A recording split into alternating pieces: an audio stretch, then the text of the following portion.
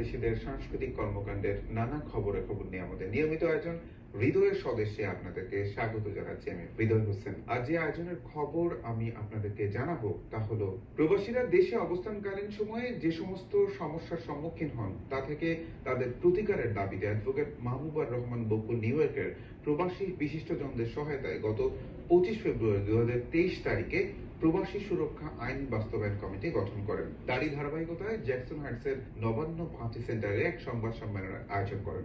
অনুষ্ঠানের শুরুতে এই সংগঠনের সদস্য সচিব মোহাম্মদ আলী আগতদের ধন্যবাদ জানান। বিশেষ করে আমাদের এই প্রবাসী সারা বিশ্বে যারা প্রবাসী রয়েছেন 1 থেকে 2 কোটি লোক, তারা যে বিড়ম্বনার শিকার হয় বাংলাদেশিদের, সেই বিষয়টা সুন্দরভাবে আমরা একটা প্রস্তাবনা তৈরি করেছি এবং সেই প্রস্তাবনা পাঠ করবেন আমাদের প্রবাসী সুরক্ষা আইন বাস্তবায়ন কমিটির সম্মানিত আহ্বায়ক অ্যাডভোকেট মাহবুবুর রহমান বকুল ভাই। প্রবাসীদের কল্যাণে বিভিন্ন দাবি দাবা সম্বলিত লিখিত বক্তব্য পাঠ করেন সংগঠনের আহ্বায়ক অ্যাডভোকেট মাহবুবুর রহমান বকুল।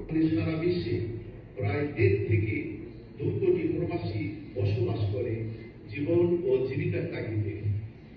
এই প্রবাসীদের প্রেরিত রেমিটেন্স বাংলাদেশের অর্থনীতি সচল থাকে, অথচ এই প্রবাসীরা বাংলাদেশে গিয়ে বিভিন্ন সমস্যার সম্মুখীন হয়। নিজ দেশে ফিরে এসে এই প্রবাসীরা তাদের ন্যায্য প্রাপ্য ও ন্যায্য অধিকার থেকে বঞ্চিত হয়।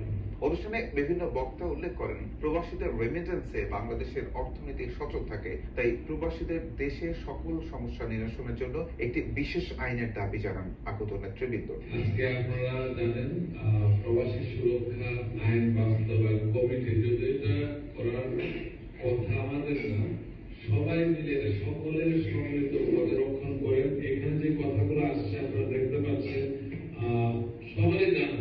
সংবাদ সম্মেলনে সাংবাদিকদের বিভিন্ন প্রশ্নের উত্তর দেন অ্যাডভোকেট মাহবুবুর রহমান বকুল।